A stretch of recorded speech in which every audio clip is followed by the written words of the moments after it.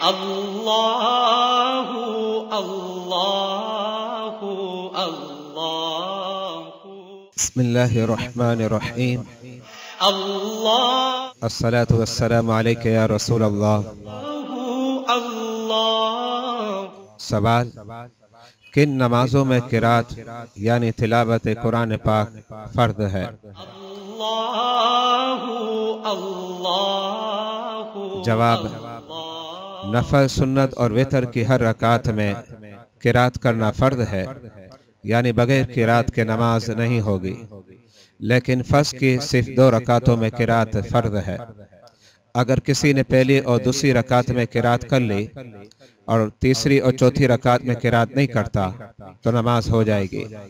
علماء کرام نے لکھا، اگر کسی شخص نے پہلی اور دوسری رکعت میں قرات کی تو تیسری اور چوتھی رکعت میں اس کے لیے 3 صورتیں ہیں۔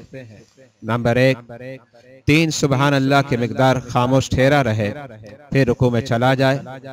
نمبر 2، سبحان اللہ 3 بار پڑھ کے رکوع میں چلا جائے۔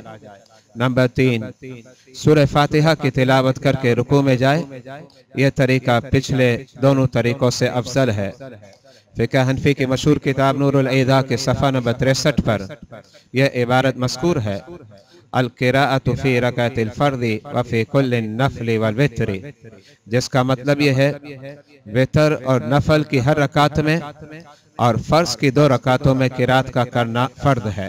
اللہ اللہ فقہ حنفی کی مشہور کتاب ہدایہ جلد اول جز نمبر 2 صفحہ نمبر 40 پہ عبارت مذکور ہے: ان شاء سکت و ان شاء قرأ و ان شاء سبح، جس کا مطلب یہ کہ اگر پہلی اور دوسری رکعت میں قرات کر چکا تو اب تیسری چوتھی رکعت میں اگر وہ چاہے تو خاموش ہو جائے، اور اگر وہ چاہے تو قرات کرے، اور اگر وہ چاہے تو تسبیح پڑھ لے۔